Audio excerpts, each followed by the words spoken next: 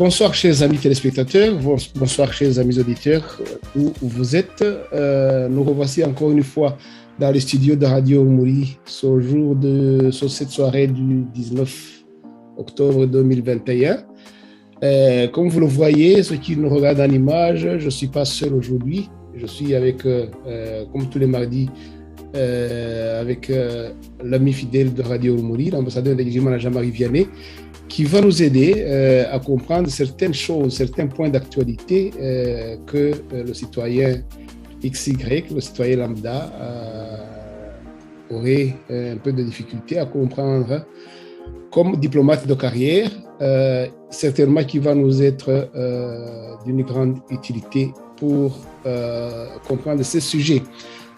Alors, je vous dis bonsoir aussi, ambassadeur de l'Église Jean-Marie Vianney, et je suis très heureux, comme d'habitude, de vous avoir avec moi. Je vous remercie beaucoup, cher Aloïs Simonga, de m'avoir invité une nouvelle fois à cette émission, et surtout, je dis bonjour ou bonsoir à tous vos auditeurs et à tous vos téléspectateurs. Merci beaucoup. Nous avons deux grands sujets d'actualité, évidemment, au centre, notre pays, notre cher pays, le Rwanda. Je rappelle à ceux qui nous regardent que vous êtes français d'origine rwandaise, que vous êtes ambassadeur de carrière, un diplomate de carrière, que vous avez derrière vous une longue carrière et que vous savez expliquer certaines choses de la diplomatie que les citoyens lambda ne peuvent pas facilement comprendre. Parce que les sujets que nous allons traiter aujourd'hui sont des sujets qui regardent la politique du Rwanda, mais une politique qui a des ramifications à l'extérieur de ses frontières, donc les frontières du Rwanda. Nous allons parler d'abord de politique intérieure où le FPR, nous le savons bien, le président Kagame et son parti n'ont pas toujours porté dans leur cœur toute opposition politique, toute voix dissonante qui ne dit pas les louanges du président Kagame et son parti. Et l'histoire est jonchée d'actes. Je vais utiliser vraiment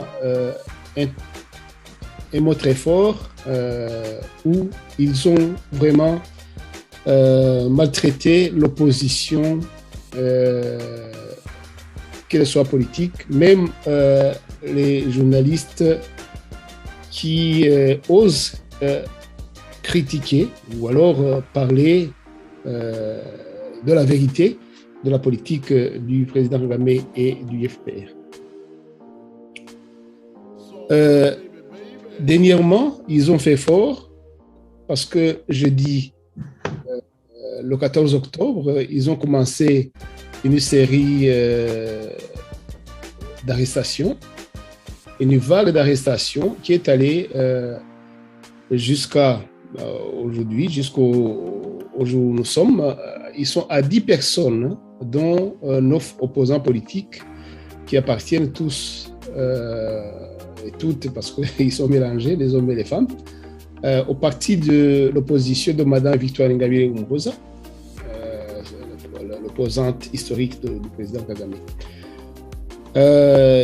Il y a aussi un journaliste parmi cette vague d'arrestations, des arrêtés. Il y a le journaliste Théoneste Sengimana du journal Mubavu TV.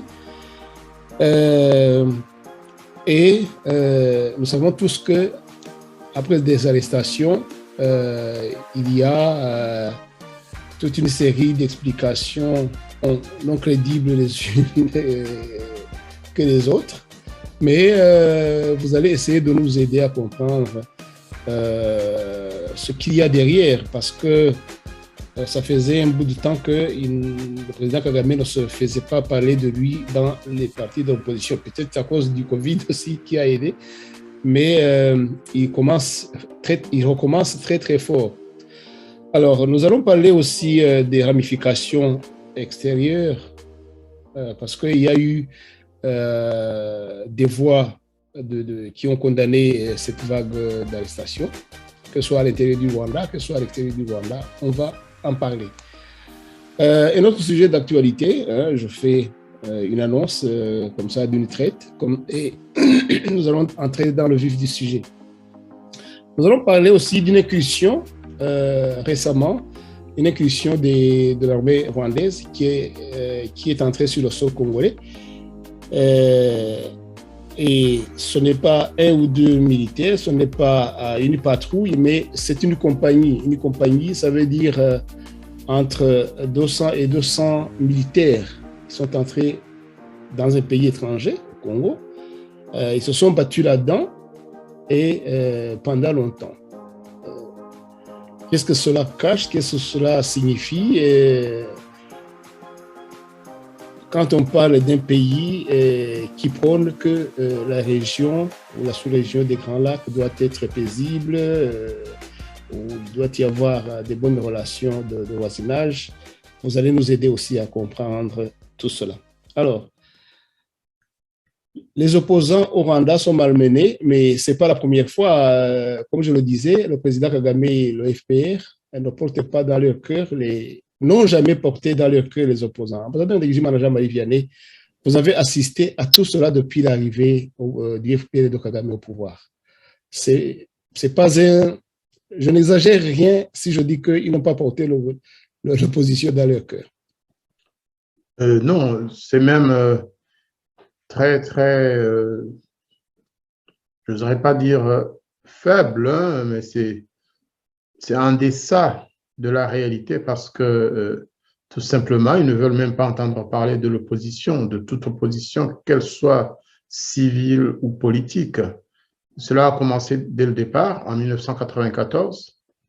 Et tous ceux qui pouvaient s'exprimer ont été soit enlevés et assassinés, soit alors tués dans la rue. On a vu, on connaît plusieurs cas. Depuis 1994, le FPR a fait disparaître plusieurs personnes, soit au pays, au Rwanda, ou alors à l'étranger, y compris parmi ses plus fidèles serviteurs pendant les 4 ans de guerre de 1990 à 1994. Je ne citerai pas de nom, mais c'est des cas très connus.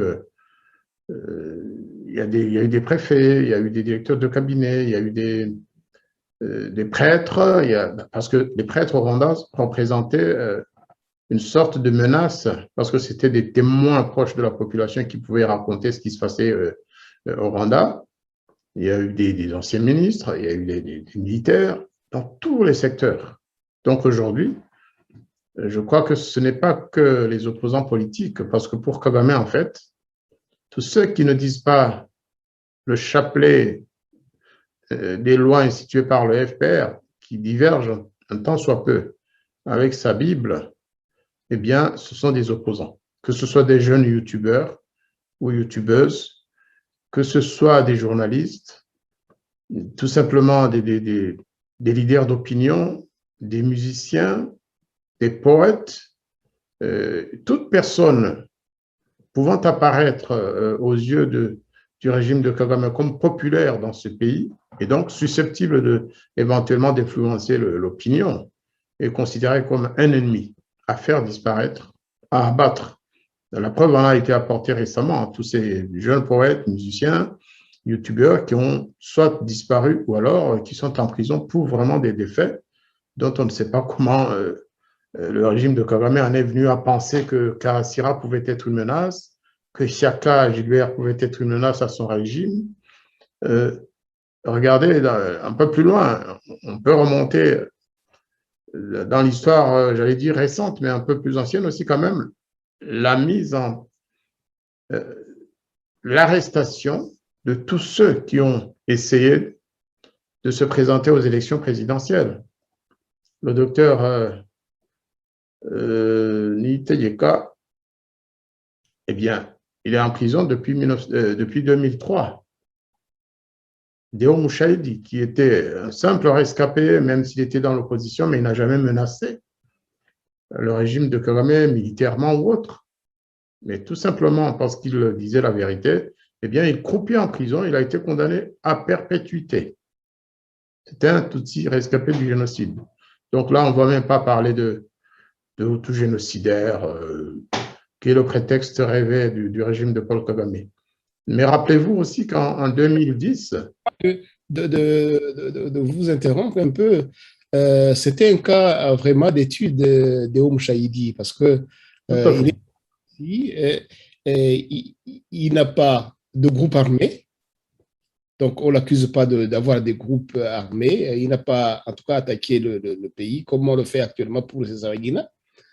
Et voilà, donc il n'est pas génocidaire. Euh, a priori, il n'y a pas de péché C'est originel. ce que certains pensent, mais vous savez, le FPR, lui, il a ses registres. Il a son registre d'accusation, parce que Léo Mouchaïdi, pour ceux qui ne le savent pas, il a travaillé au secrétariat général du FPR pendant un temps, après ses études en Suisse. Et puis Léo Mouchaïdi, une fois qu'il est arrivé en exil, il a participé à l'élaboration de plusieurs documents importants, dont l'un auquel on ne fait jamais attention, hein. Mais moi, j'ai connu ce document avant même qu'il ne soit publié. Ensuite, je l'ai étudié, je l'ai approfondi. Léo Mouchaïdi a signé un document qui accuse le FPR d'avoir planifié le génocide des Tutsis. Cela, on a tendance à l'oublier. Donc, ça, c'est un crime c'est plus grave pour Kagame qu'un génocidaire, tout simplement. À la limite, il préférait dîner avec des génocidaires que de dîner avec un Tutsi intellectuel comme Léo Mouchaïdi, un journaliste réputé pour son sérieux, mais qui écrit un mémorandum en affirmant qu'il avait des preuves, surtout qu'il l'a écrit avec des camarades Hutus, où il prouve que le FPR a tout fait pour que le génocide des Tutsis ait lieu, et le génocide des Hutus, et où il prouve dans ce mémorandum, bon, on peut toujours reprocher ceci ou cela à ce que nous écrivons, mais ce mémorandum-là apporte beaucoup de preuves des crimes de Paul Kagame dès le départ, déjà avant même l'agression du 1er octobre 1990. Donc ça, c'est un crime très grave dont le FPR n'a pas accusé Léo Mouchaïdi, mais qu'il gardait à l'esprit, et c'est pourquoi ils ont voulu le faire taire, le museler à jamais, en le condamnant à perpétuité. Après, il y a eu le flot d'autres arrestations. Victoire Ingabire elle-même, qui a décidé en 2010 de rentrer dans son pays pour inscrire un parti politique, son ancien parti politique légalement. Eh bien, le fait qu'elle ait abordé la question de la mémoire, eh bien, elle s'est retrouvée en prison. Elle a passé 8 ans en prison, condamnée à 15 ans, sans autre forme de procès. Donc, ce qui arrive aujourd'hui, c'est le prolongement de tout ça. Lorsqu'on arrête 9 membres, ça c'est ceux qui viennent d'être arrêtés de son parti d'Alpha, quand le FPR fait disparaître les autres, les cadres de son parti, à partir de quelques années déjà, son vice-président a disparu, il a été tué en fait, et d'autres. Lorsqu'ils arrêtent un jeune journaliste, un journaliste très, très compétent, connu aussi pour son sérieux, pour, j'allais dire, son exemplarité.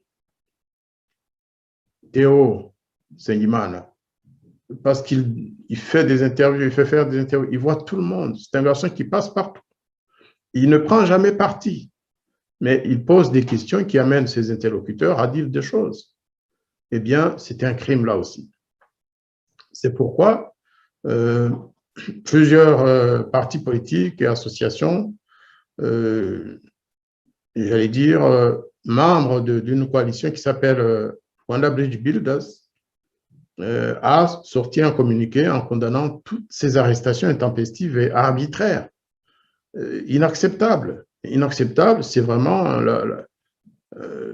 la loi c'est une loi de fer qu'ils sont en train d'exercer sur surtout la jeunesse rwandaise, qui doit se taire ou mourir. Et donc, ce communiqué a été diffusé partout. Heureusement qu'il y a aussi une certaine presse internationale qui commence à voir les actions de l'opposition rwandaise. Ça ne met pas fin à ces arrestations, mais au moins le monde sait. Le monde sait qu'il y a quelque chose qui se passe au Rwanda, de pas très, très ordinaire, de pas catholique. Mais je peux dire en résumé que le régime du FPR, qui était un régime ultra minoritaire, au sens sociologique et au sens politique du terme, dont la seule force, c'est l'armée, c'est la guerre, c'est la violence, ce régime, il vit dans la peur. Il vit dans la peur. Un jour, j'avais dit que lorsqu'il voyait des mouches voler au-dessus de Kigali, il pensait que c'était des avions qui venaient bombarder la capitale.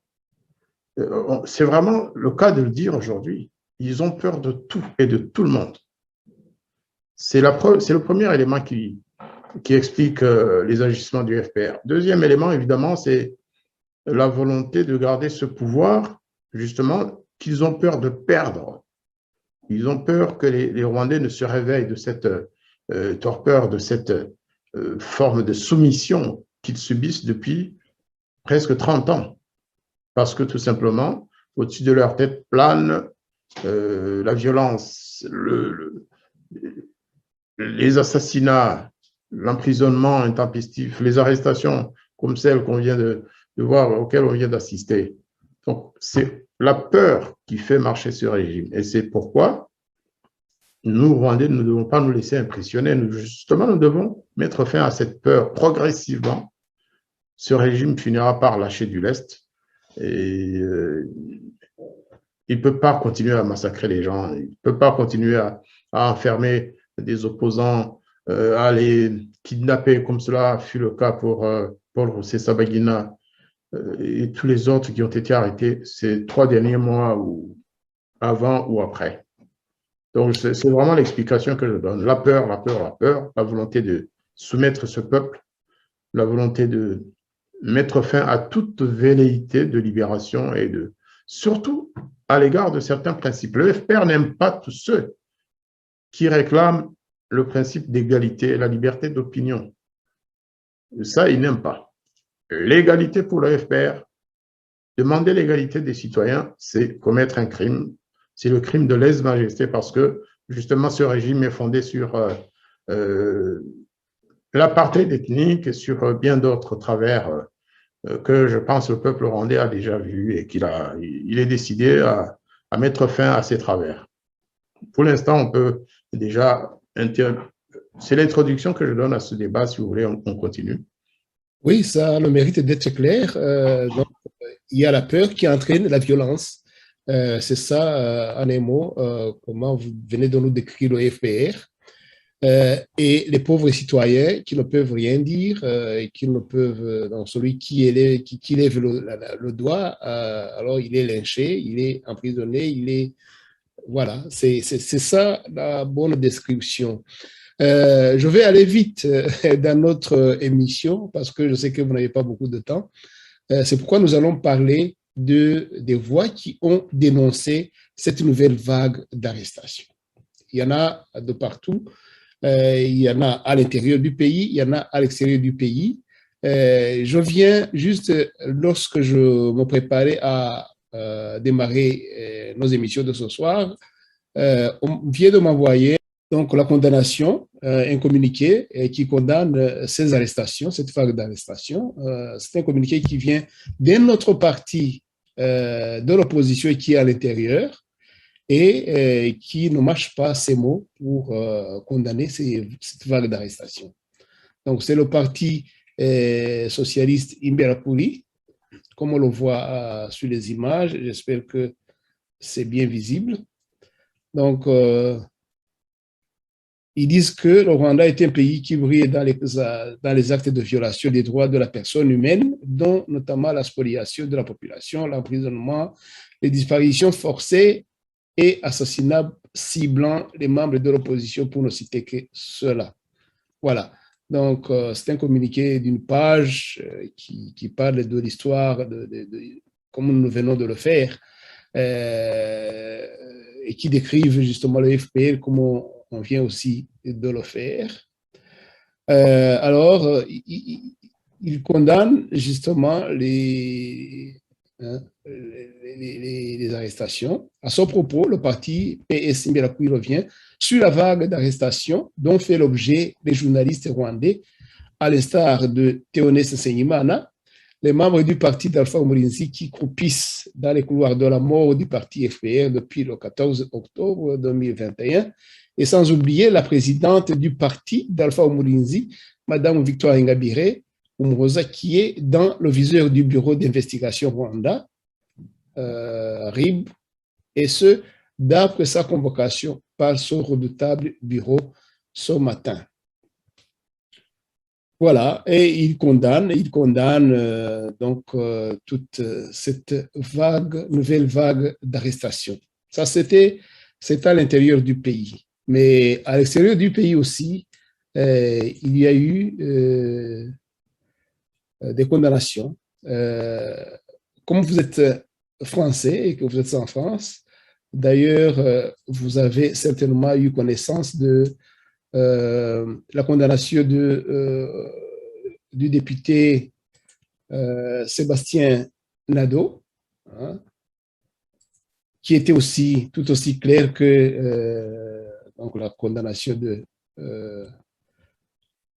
ce parti PS Imberakuri. Je vais très rapidement aussi vous montrer ce qu'il y a dedans. Voilà, donc vous voyez l'emblème de l'Assemblée nationale ou le logo. Donc, ça vient du député Sébastien Nadeau, qui condamne la nouvelle vague d'arrestations. Donc, répression de l'opposition démocratique rwandaise par le régime de Paul Kagame. Hier soir, donc, le communiqué, il a fait le 14 octobre, donc jeudi. Hier soir, 23h, les proches collaborateurs de l'opposante démocratique, Mme Victoire Ingabire, présidente du parti d'Alpha Umurinzi, ont été arrêtés à Kigali et dans d'autres villes du Rwanda par les forces du régime de Paul Kagame. Je dis en passant que actuellement, à partir de jeudi jusqu'à aujourd'hui, mardi, le total des arrêtés, des arrestations, s'élève à 10 personnes. On va voir leur nom par après. Le député Sébastien Nadeau continue en disant Victoire Ingabire craint elle-même pour sa sécurité.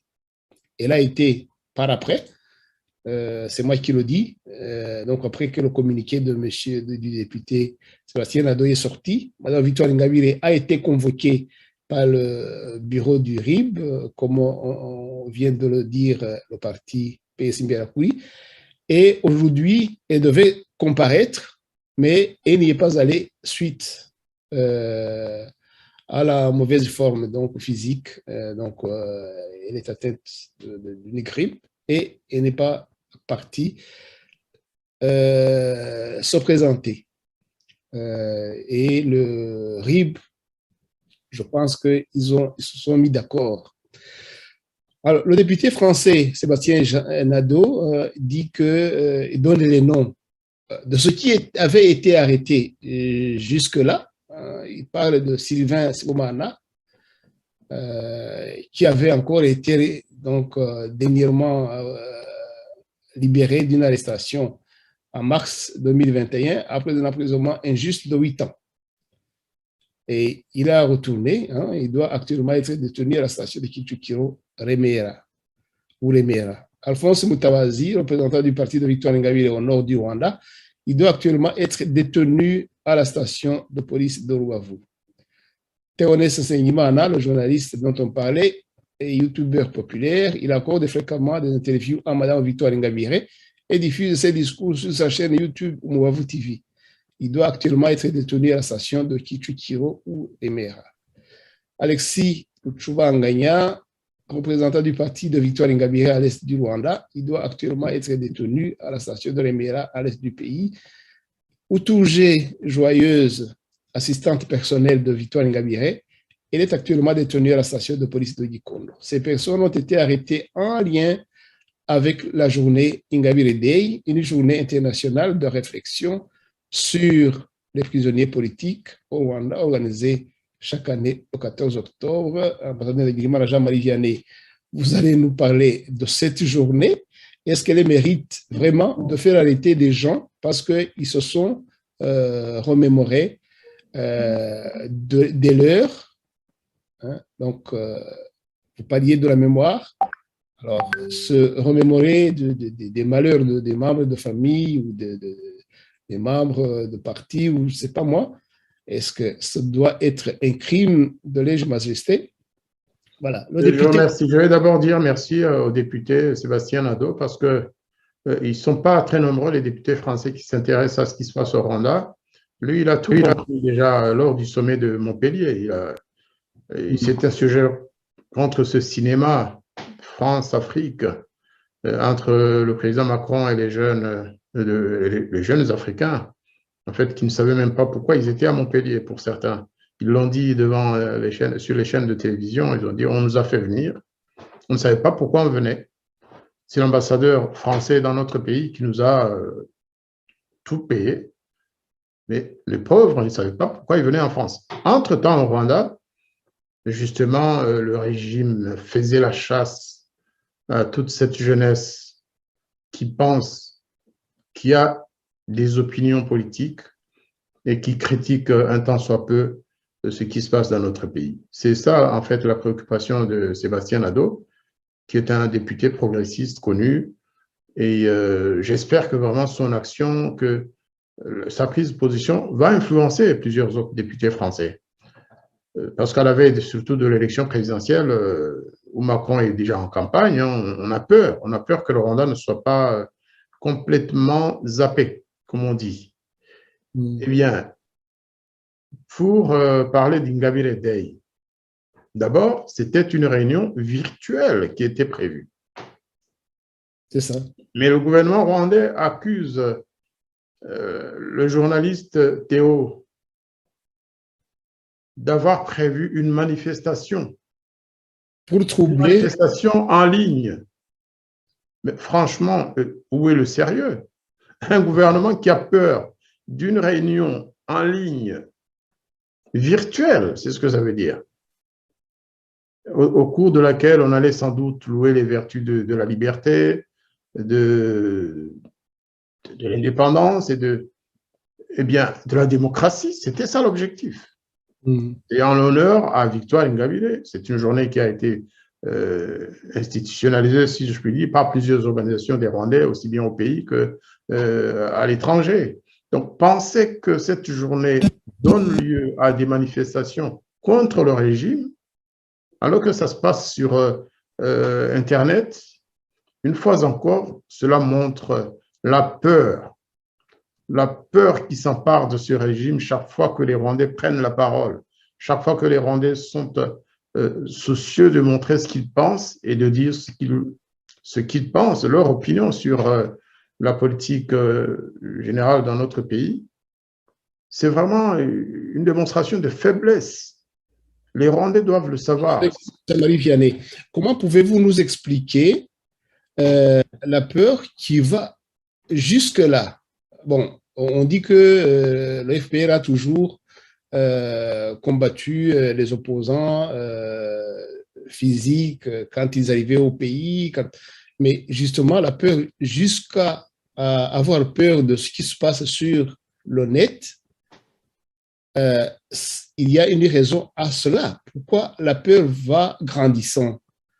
Est-ce que c'est un signe de la faiblesse qui va encore de plus en plus dans les mêmes proportions? Alors, essayez un peu de nous expliquer justement le pourquoi de cette peur de rien du vent qui va grandissant. Moi, je pense que pendant ces 27 dernières années, le régime du FPR était habitué à tout faire tout seul, à ne jamais rencontrer de contradictions.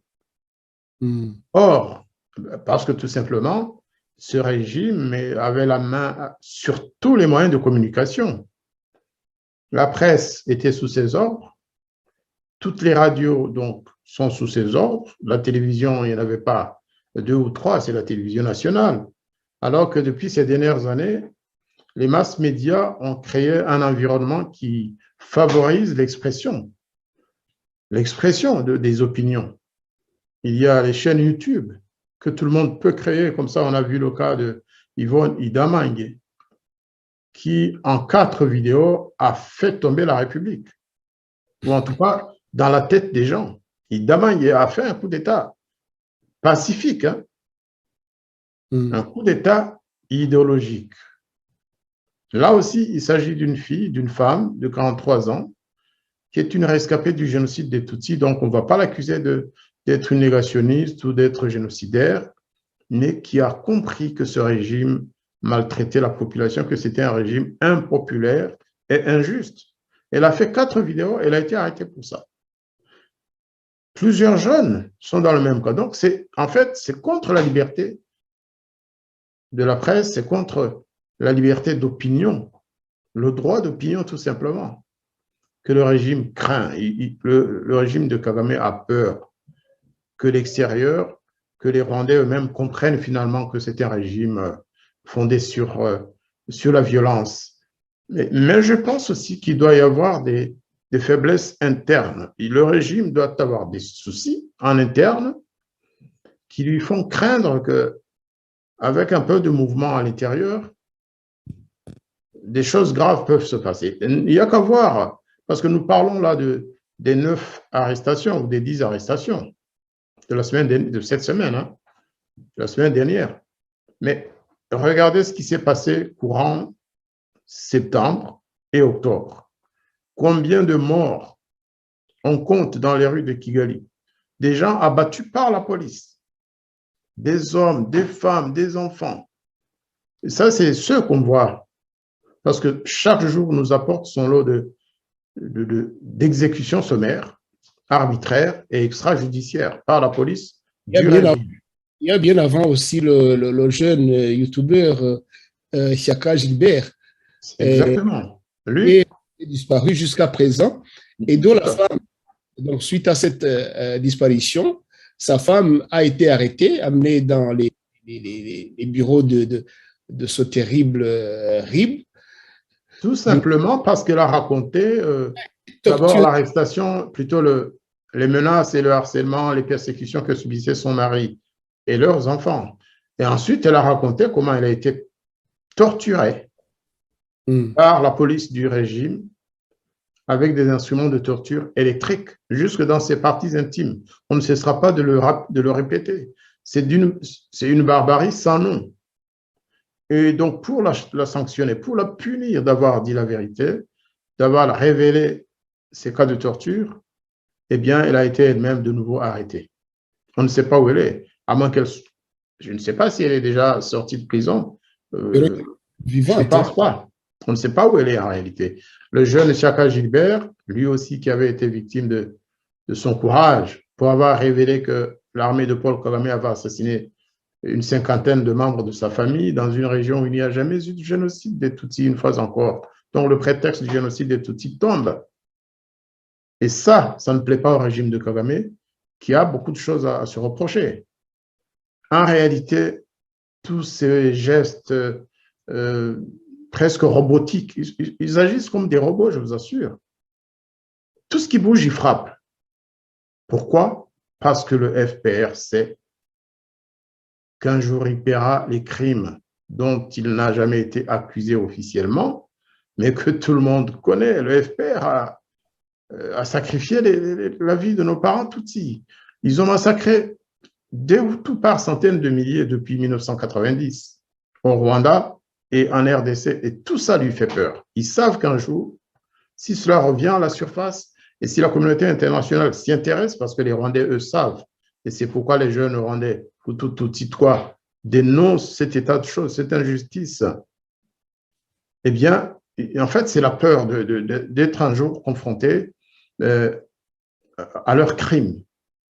Kagame a peur de ces crimes-là. Chaque fois qu'on en parle, il devient malade. Vous avez vu, les gestes ne trompent pas.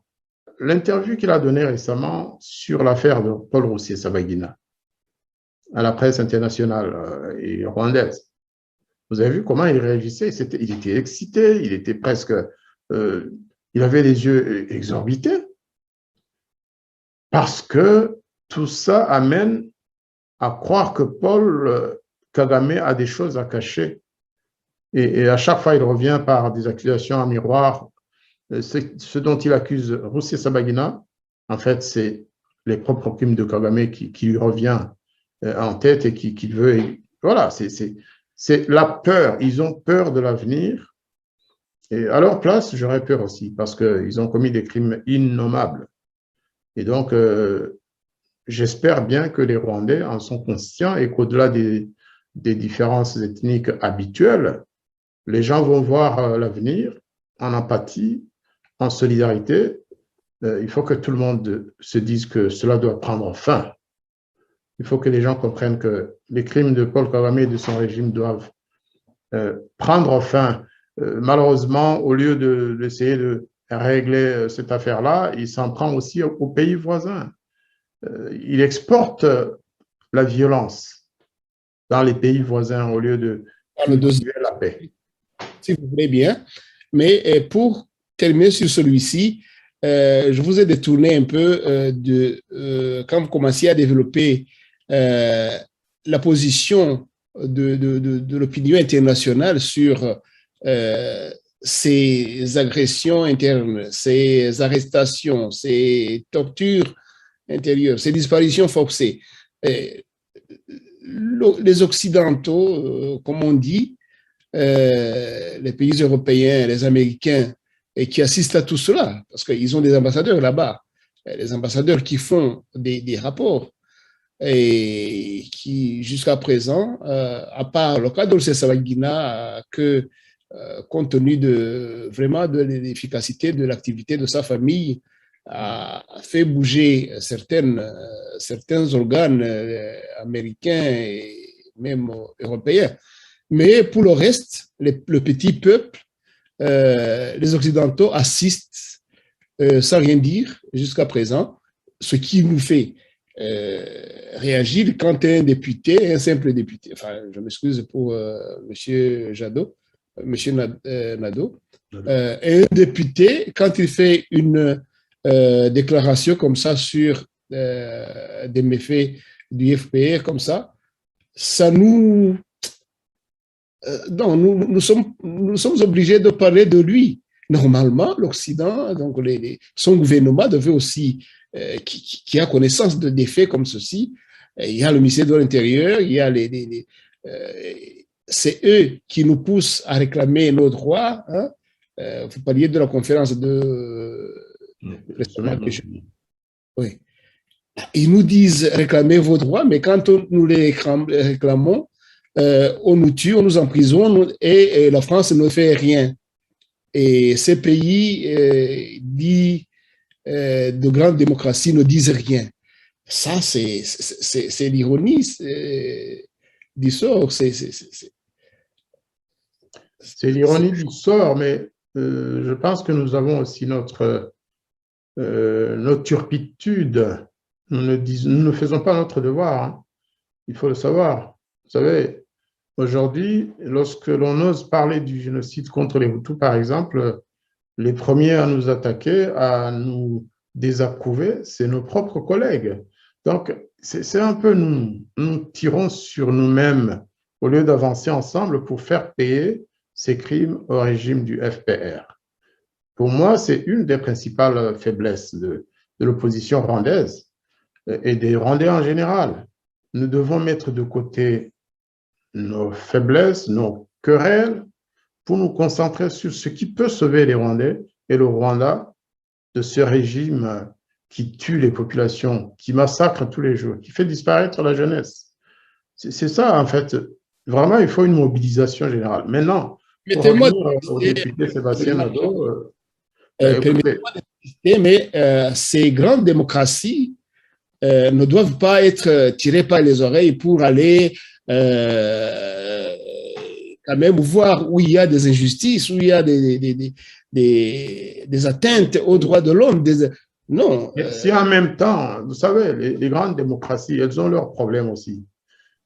si au lieu d'attirer leur attention, de les mobiliser, leur demander de l'aide, du soutien, nous allons leur dire que non, il ne faut pas accuser le FPR de tel ou tel crime, vous savez, ils vont se dire, mais de quoi on se mêle finalement à la place des Rwandais? Si les Rwandais eux-mêmes ne veulent pas dénoncer ces crimes, pourquoi nous, on doit s'en mêler? C'est ça le problème. Nous n'avançons pas ensemble pour parler de la nature réelle de ce régime. C'est un vrai problème. Maintenant, effectivement, on peut s'étonner quand même qu'un gouvernement comme celui de la France garde un mutisme assez curieux. On peut s'étonner aussi que son ambassadeur à Kigali soit trop proche du régime de Kagame. On peut s'étonner que la résolution du Parlement européen n'ait pas suscité d'engouement ou d'enthousiasme à Paris. C'est vrai. Mais là aussi, c'est à nous de faire notre devoir. Les Français ne peuvent pas se battre à notre place, les Belges non plus, les Américains non plus. Il a fallu des organisations non gouvernementales pour tirer là où il fallait, pour dire Rusesabagina ne mérite pas d'être en prison, mais les gouvernements eux-mêmes n'ont pas fait leur travail. Même le gouvernement dont il est citoyen, le gouvernement belge. Réellement, on peut s'en étonner là aussi. Mais là aussi, si on doit revenir dans l'histoire, c'est le même prétexte. Ils vont vous dire, oui, mais Kagame et son armée ont arrêté le génocide. D'abord, ce n'est pas vrai. Mais même si c'était le cas, ce n'est pas une raison de tuer la population. S'ils ont arrêté un génocide, ce n'est pas une raison d'en commettre un autre contre ce qui reste de Rwandais. On ne veut pas de génocide continu dans notre pays ou dans les pays voisins. Donc, même là, les gouvernements étrangers font un mauvais jugement, il faut aussi rendre compte. C'est pas possible. C'est plutôt mettre l'huile sur le feu. Si vous voulez éteindre un génocide de part et d'autre qui va dans l'autre sens, c'est perpétrer en fait une sorte de perpétration de la culture et des génocides. Et c'est ce que le FPR fait. Vous avez raison, mais si vous me permettez, je regarde un peu sur ma montre, on pourrait sauter justement au deuxième sujet, qui est tout aussi brûlant, parce que qui regarde aussi l'attitude belliqueuse, je pense. Nous disons chaque fois quand nous dirigeons des émissions que nous ne devons pas prendre des positions, mais devant certaines situations, nous sommes obligés aussi d'utiliser les termes adéquats pour certaines situations. Voici la situation. Hier, le 18 octobre, les éléments des RDF, des militaires rwandais, de l'armée rwandaise, traversent la frontière. Ils vont dans un pays voisin, le Congo, la RDC. Ils franchissent une distance qui couvre 6 villages. Si on peut s'imaginer la superficie d'un village et qu'on les aligne les uns après les autres et qu'on les traverse, on traverse 6 villages, on peut s'imaginer la distance pour un grand pays comme le Congo.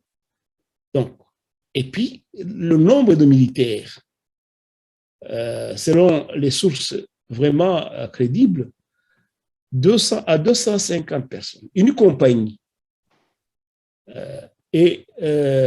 C'est moderne d'examen Jean-Marie Vianney. Pouvez-vous nous dire comment un pays, vous avez été ambassadeur pendant que le Rwanda était en guerre, pendant que vous savez beaucoup de choses des incidents transfrontaliers. Comment pouvez-vous qualifier un tel incident sans même entrer dans les détails? Quand j'ai utilisé le mot belliqueux, je pense qu'on peut trouver même plus plus virulent. Qu'est-ce que vous en dites, cet acte? Est-ce que c'est normal dans la diplomatie et dans le bon voisinage dans une région ou une sous-région en présence de Ndayishimiye Jean-Marie Vianney? Je vais d'abord citer un de mes anciens professeurs zaïrois à l'époque. C'était en 1975, on parlait de la coopération régionale, on parlait de la nouvelle loi qui venait d'être mise en place sur l'extradition pour les crimes transfrontaliers. Et on parlait de la situation des populations Banyarwanda dans le Nord Kivu.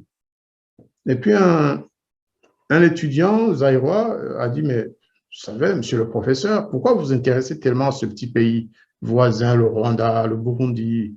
Pourquoi vous vous intéressez? C'est des petits pays sans importance. Eh bien, le professeur Mampouya, puisque c'est de lui qu'il s'agissait à l'époque, il a pris le temps, il a regardé l'étudiant, l'impétrant. Il lui a dit, monsieur, vous n'avez rien compris. Le Zaïre, notre pays, a 9 voisins. Mais la zone la plus dangereuse, c'était la première fois que j'entendais utiliser l'expression ventre mou. Il a dit le ventre mou de notre pays, le ventre mou de la République, c'est le Kivu.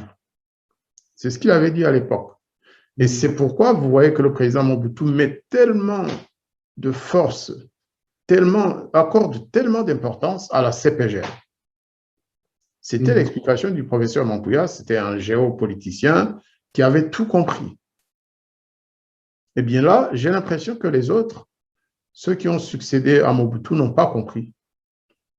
Ils ont juste vu venir l'AFDL, qui après quelques mois a pris la capitale. C'est vrai que Mobutu était faible en ce moment-là, il n'était plus le même Mobutu de 1975. Mais ils n'ont pas compris que le Rwanda venait de percer ce ventre mou, presque irrémédiablement. Le Rwanda a compris le jeu du Congo, ils ont percé le ventre mou, ils sont entrés dedans, et chaque fois qu'il y a un petit souci au niveau du Rwanda, ils tournent la brioche pour prendre ce qu'il y a de plus succulent en République démocratique du Congo. Si le Congo continue dans cette position, dans cette attitude incompréhensible par ailleurs, parce qu'il y avait des signes avant-coureurs.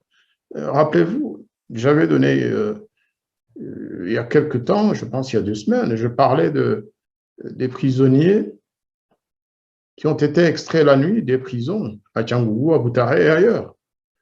Et d'après les informations que j'avais, ces prisonniers allaient être envoyés vers Beni et plus loin encore pour occuper des terres dont le Rwanda a acquis l'usufruit de la part du président Tshisekedi. C'est-à-dire que les 2 chefs d'État, congolais et rwandais, se sont retrouvés à Goma, ils ont signé des contrats. Ils ont signé des contrats. Kagame savait ce qu'il signait, lui. J'espère vraiment que le président Tshisekedi a mesuré les conséquences de cette signature. Des contrats miniers, des contrats agricoles. Et il y a quelques jours, j'ai vu dans une émission, là aussi, j'ai vu les plans de vol de Rwandair. Vous savez, la nouvelle plateforme de Rwandair en Afrique, ce n'est pas à Kigali, c'est à Goma. À partir de Goma aujourd'hui, vous avez des vols vers l'Afrique du Sud, vers le Gabon, vers le Kinshasa, vers le Lubumbashi, vers le Kenya, vers partout. C'est une vraie plateforme, un hub en termes d'aviation. C'est de là que partent les vols de Air Rwanda, qui est devenu Rwandair. Or, quand vous vous rappelez que le général Muganga avait dit qu'avec Rwandair, il serait en mesure de se retrouver partout. D'ailleurs, il faisait allusion à la République démocratique du Congo, qui n'ont plus besoin de traverser la forêt équatoriale pour aller à Kinshasa, qu'ils iraient par Rwandair, et qu'avec Rwandair, ils allaient occuper ces pays, que leur guerre serait désormais pacifique. Eh bien, c'est ce qui est en train de se passer. Comment comprendre qu'une compagnie rwandaise, d'ailleurs rwandaise, cette société appartient en réalité à Kagame et à ses camarades. Hein. Ce n'est plus une société nationale comme à l'époque. Comment voulez-vous quelle est sa plateforme à Goma, dans une ville voisine du Rwanda, alors qu'il y a un aéroport international à Kigali? C'est impressionnant quand vous voyez les plans de vol. Hein. Chaque jour, chaque jour. La coopération régionale, c'est une bonne chose. Mais il y a des limites à ne pas dépasser. Le Congo s'est fait piéger. Aujourd'hui, je pense qu'ils vont certainement regretter d'avoir ouvert les portes aussi grandes au régime de Kagame. Mais pour revenir justement à l'incident d'hier, là aussi, on nous a dit que la traversée de la frontière s'est passée du côté, je pense, comment on appelle cette région-là? En fait, c'est dans la zone de Nyiragongo. Oui. Dans la zone Nyiragongo. Mais en réalité, il paraît que la traversée s'est étendue plus loin, vers le nord. Donc, ils ont attiré les Congolais, l'armée congolaise, dans une zone pour tromper sa vigilance. Eh bien, l'armée congolaise, les FARDC, sont allés là où en fait, ils n'avaient même pas besoin d'aller, alors que de l'autre côté, il semble qu'il y a eu plusieurs centaines de militaires rwandais qui se trouvent aujourd'hui en RDC, qui ont renforcé les positions qu'ils avaient. Vrai ou faux, on verra les jours à venir. Mais tout compte fait, il s'agit d'un acte quand même malveillant, un acte hostile. Malgré les dénégations de certaines autorités congolaises, aujourd'hui, j'ai entendu l'interprétation du député national Sebishimbo qui nous a habitués quand même à certaines positions difficiles à comprendre. Pour lui, il n'y a pas d'incident. Pour lui, les pays vivent en paix, c'est des pays amis, tout est bien, quoi. Il n'y a rien à voir. Mais je pense que c'est une déclaration qui risque de s'avérer fausse. Et vraiment, il faudrait que M. Sebishimbo aussi fasse attention dans ses déclarations à titre des intérêts. C'est normal, c'est un député national du Nord Kivu. Son souhait, c'est quand même que les deux pays vivent en paix. Mais, est-ce que les Congolais sont sûrs que toutes les troupes rwandaises qui ont traversé la frontière ouvertement, est-ce que c'est tout ce qu'il y a eu comme traversée où il y a eu des infiltrations secrètes aussi, par ailleurs? Mais vivre en paix, à quel prix? C'est ça aussi. Le prix de la coopération risque d'être très, très lourd. Et les populations congolaises, en tout cas, en payent le prix parce que déjà, hier, quand les troupes rwandaises ont pénétré au Congo dans les 6 villages que vous avez, les premières victimes ont été les citoyens congolais, les populations. Elles ont fui vers Goma, elles ont fui vers le nord et vers partout parce qu'elles se disaient c'est une nouvelle fois une guerre qui va... ils sont partis avec tout ce qu'ils pouvaient attraper. Eh bien, c'est pas une situation de paix lorsque les populations ont peur au quotidien. Ce n'est pas de la coopération régionale lorsqu'un pays, en permanence, fait peser la menace sur les populations de son pays voisin. Et vous savez que la même situation règne entre le Rwanda et le Burundi. Il y a quelques jours encore, il y a eu des incidents à la frontière burundaise. Il y a maintenant des massacres terribles dans la zone de Mulenge par Red Tabara, qui est une partie de l'armée rwandaise. Donc, on est dans une situation de guerre régionale permanente, organisée par le gouvernement de Kigali. Et ça risque de porter atteinte à la souveraineté des pays voisins. C'est déjà le cas, mais aussi les Rwandais vont en souffrir.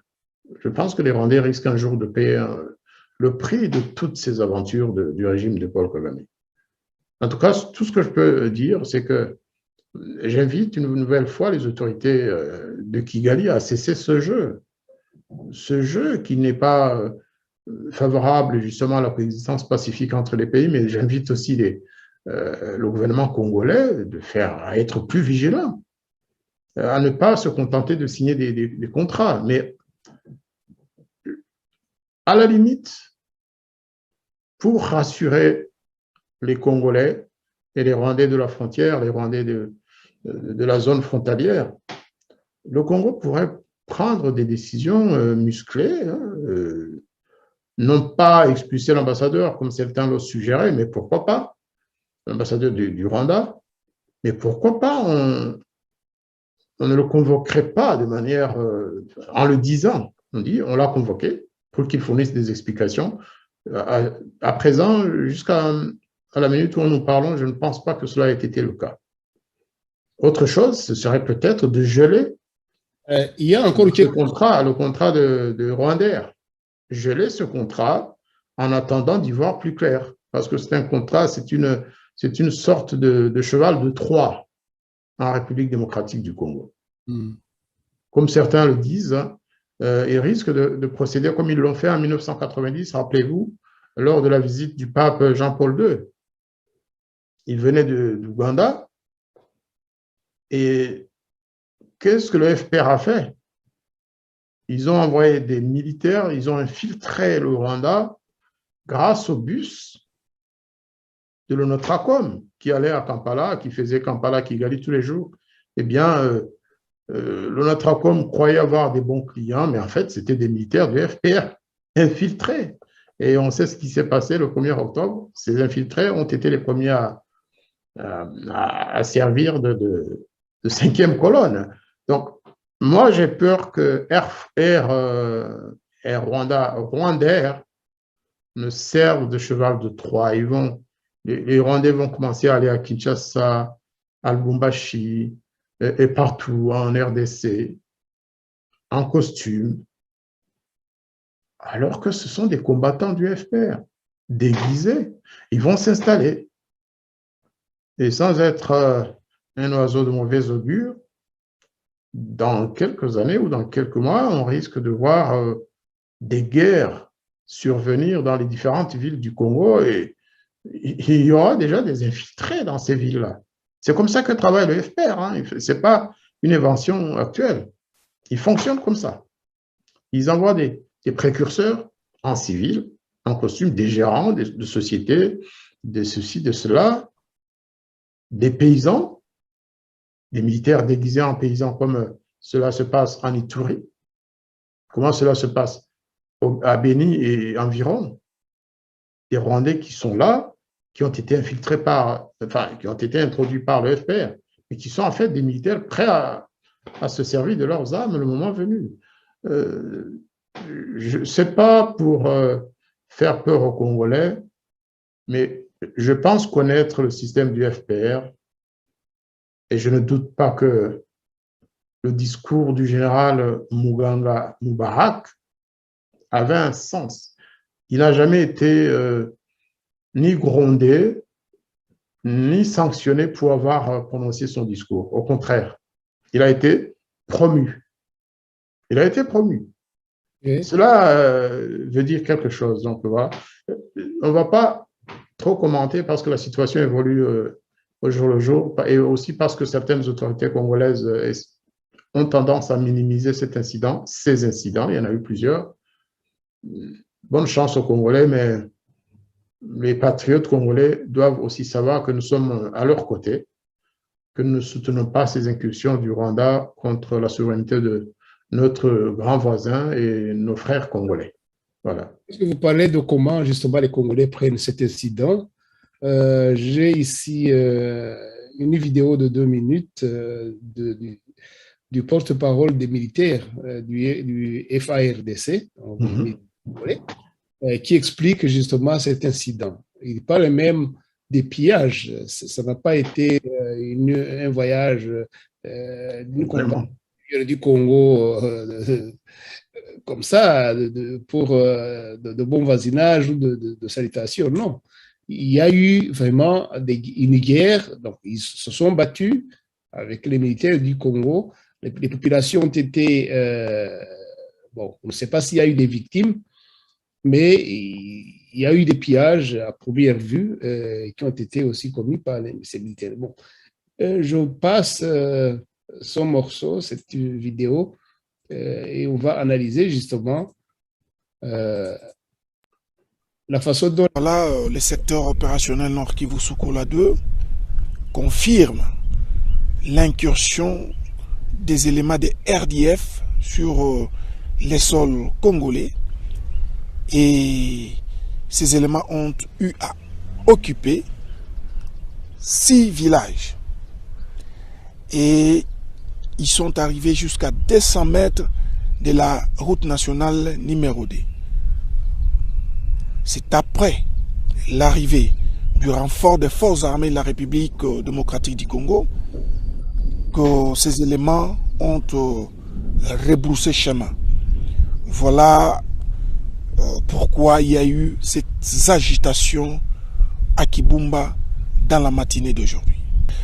Ben écoutez, il est encore trop tôt de vous parler d'un quelconque bilan, mais ce que vous devez savoir, c'est que les éléments qui ont fait l'incursion à Kibumba sont bel et bien connus et identifiés. Il s'agit bel et bien de RDF. Et par rapport à tout ce que vous voulez connaître vis-à-vis de cette incursion, vous devez savoir que nous sommes tous membres de la structure appelée mécanisme conjoint de vérification élargi. Et ce mécanisme sera saisi incessamment, et c'est ce mécanisme qui pourra parler du mobile qui a poussé à ce que ces amis de RDF puissent entrer sur le sol congolais. Par rapport au bilan, il est encore trop tôt, mais du moins retenez que nous avons récupéré une arme des éléments de RDF que nous allons présenter incessamment à la presse, mais aussi nous avons enregistré des pillages d'après les informations que nous avons. Donc dans leur retranchement, il y aurait eu pillage. Donc voilà ce que vous devez retenir. Voilà, donc les Congolais, ils le savent, ce sont des militaires rwandais et une compagnie qui est venue et qui a traversé le Congo jusqu'à 6 villages, c'est quand même une centaine de kilomètres. C'est pas... D'ailleurs, il y a des vidéos amateurs qui les ont filmés sur des montagnes du Congo, vraiment dans l'intérieur. Je pense que c'est pourquoi tout à l'heure, en citant le député Seb Chimbo, je dis qu'il y a un manque de sérieux dans ce qu'il a affirmé, parce que d'abord, la première chose à dénoncer, c'est cette violation de l'intégrité territoriale du Congo, et surtout du motif, du prétexte invoqué. Le Rwanda dit qu'il s'agit d'une poursuite de fraudeurs. Donc, c'est des gens qui étaient identifiés, des Rwandais ou des Congolais qui venaient du Rwanda, qui ont traversé la frontière vers le Congo. Quels que soient les produits objets de cette fraude, chez nous, ça veut dire des produits non déclarés. C'est comme si l'armée française, par exemple, l'armée, même pas la police de la douane, c'est comme si l'armée française faisait une incursion en Belgique pour poursuivre des fraudeurs, entre guillemets. C'est inacceptable. Ça n'existe nulle part ailleurs qu'entre le Rwanda et les pays voisins. Parce que tout simplement, le régime de Kagame se comporte comme en zone conquise. Les pays voisins sont des pays conquis. Pour Kigali, il n'y a pas de limite à l'intégrité. Le Rwanda se croit partout chez lui. C'est ça, en fait, le grand danger. Un régime en vient à penser que le territoire des autres pays lui est ouvert, bon gré, mal gré, avec ou sans l'accord des pays voisins. C'est ça la gravité de... Vous savez, au début de la Deuxième Guerre mondiale, Hitler, pour attaquer la Pologne, il n'avait pas fait autre chose. Il a ils ont assassiné des gens à la frontière, qu'ils ont habillés d'uniforme, avec l'uniforme polonais ou allemand, je ne sais plus, et ils ont dit que les Polonais avaient assassiné des Allemands et ils ont commencé l'incursion en Pologne. Et c'est comme ça que la guerre avec la Pologne a commencé, par un subterfuge, un prétexte inventé de toutes pièces. Et là, Kigali nous dit que c'était des fraudeurs qui allaient en RDC. D'accord. S'il y a des fraudeurs, puisque vous avez des bonnes relations avec le pays voisin, ce qu'il y a à faire, ce n'est pas de poursuivre ces gens dans le pays voisin, c'est de prévenir les autorités congolaises en leur disant « il y a des fraudeurs qui entrent chez vous, arrêtez-les et neutralisez-les ». C'est ça la coopération, ce n'est pas d'attaquer le pays voisin. Quand j'ai parlé du caractère belliqueux de cette incursion, je pensais aussi, je voulais aussi parler de la réponse du Rwanda en expliquant cette incursion.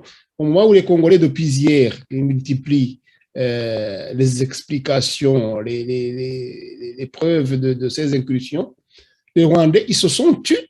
Et c'est aujourd'hui à 15 heures, comme le montre le tweet du Rwanda, donc à l'ADF, des militaires rwandais, du ministère des Affaires, du ministère de la Défense rwandaise, ils ont parlé de cet incident seulement aujourd'hui, le 19, et à 15 heures. Après presque 2 jours, un jour et quelques heures, c'est là qu'ils ont daigné dire quelque chose à propos de cet incident. Et comment aussi, il faut voir aussi comment ils ont expliqué, comme vous le disiez, par un tweet, hein, vous imaginez, un tweet du ministère de la Défense qui dit, voilà, donc, cette cross-border incident in Rubavu district,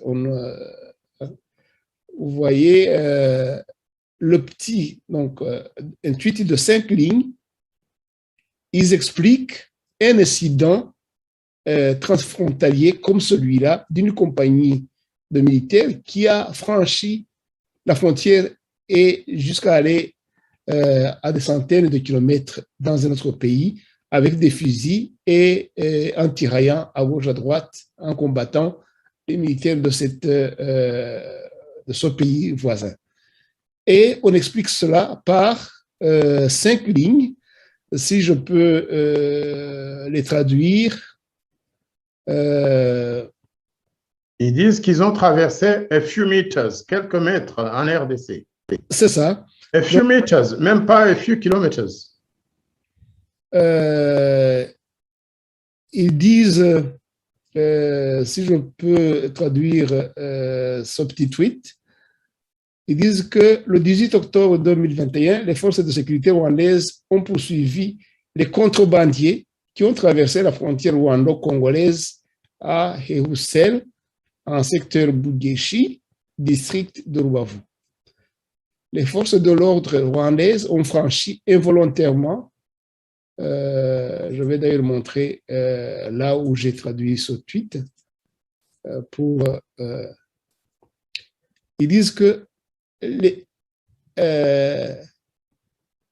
forces de l'ordre rwandaises ont franchi involontairement quelques mètres en RDC, tout en poursuivant les passeurs qui transportaient des colis non identifiés et qui auraient été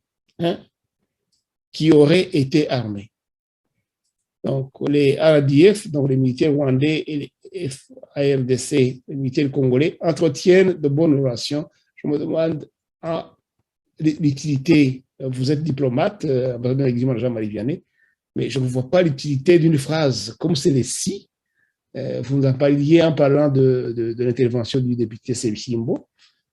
Comment, après une incursion, c'est ça le caractère belliqueux de la chose, de cette incursion, moi je trouve. Après un tel acte, tu vois, on voit que cet acte, pour eux, alors je veux parler des militaires rwandais, du Rwanda, c'est un acte tout aussi banal, insignifiant, Mais on se dit, mais jusqu'où vont-ils aller, avec Jean-Marie Vianney? On peut commettre un crime, on peut faire n'importe quoi, mais si on ne le reconnaît pas, à la limite, eux, ils se vantent, ils disent non, ils ont bien fait de poursuivre ces passeurs, ils se vantent. Mais je me suis dit, mais ils sont dans quel monde?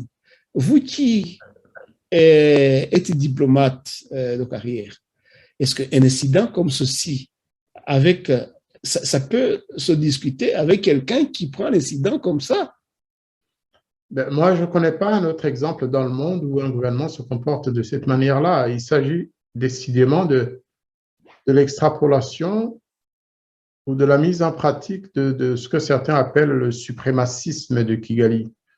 Ils ont une mentalité de suprémacistes. C'est-à-dire qu'ils sont au-dessus de tout, de toutes les lois, de la loi internationale, et aussi, ils se considèrent comme supérieurs aux autres peuples, en fait. C'est vraiment du suprémacisme qui n'existe nulle part ailleurs. Mussolini. Vous voyez ce qu'ils ont fait avec les Ougandais. À la frontière avec l'Ouganda, ils ont fermé la frontière et ils ont commencé à abattre des Ougandais qui passaient par les Pagnarots, les Rwandais qui voulaient aller en Ouganda. Mais si l'inverse s'était passé une seule fois, ils auraient déclaré la guerre. Hein. C'est ça le suprémacisme, c'est-à-dire se croire au centre du monde.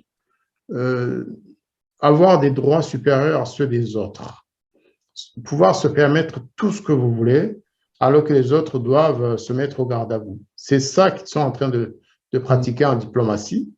Et puis, bon, il n'y a qu'à voir les lauriers qu'on leur a cousus à partir des faits de guerre au Mozambique et en Centrafrique. C'est ça qui les fait vibrer. Ils sont ivres de ces victoires, de ces petites victoires qui n'en sont même pas, parce que là aussi, c'est des victoires à la Pyrrhus. Hein. Moi, je pense vraiment que Kigali devrait se calmer, reconnaître la primauté du droit national et international en même temps, parce qu'il n'y en a pas un qui est... En tout cas, le Congo doit protéger sa souveraineté et son intégrité territoriale, comme le Rwanda le fait. Donc, ils n'ont pas à justifier d'avoir traversé de quelques mètres. Ouais, là aussi, là, c'est malhonnête. C'est malhonnête. C'est 6 villages. C'est quelques mètres. De quelques mètres. J'aimerais bien voir un village congolais qui est logé sur quelques mètres.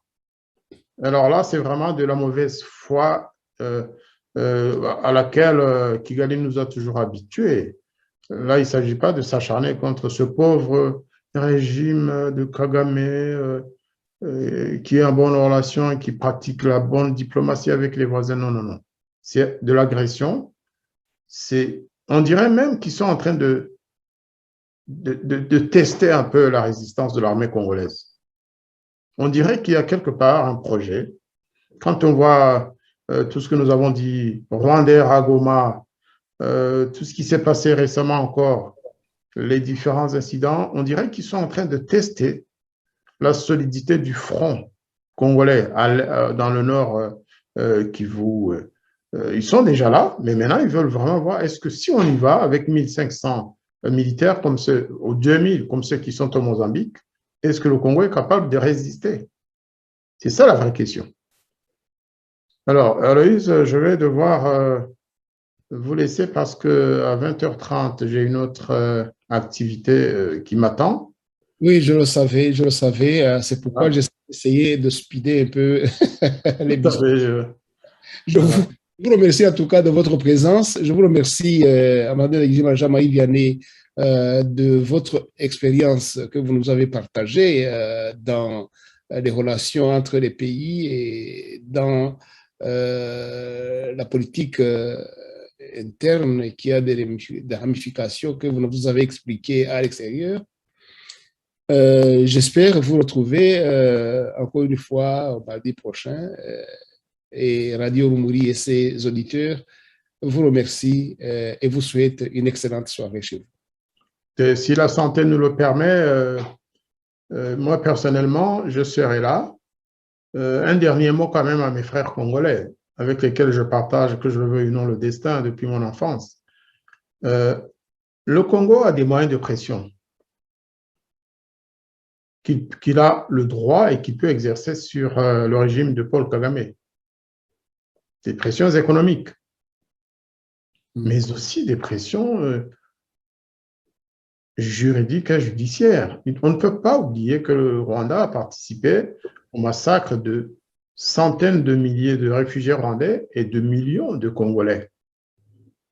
C'est un levier que le Congo a le droit d'utiliser pour dire, écoutez, ça suffit comme ça. Vous avez provoqué la mort de millions de Congolais, ça suffit.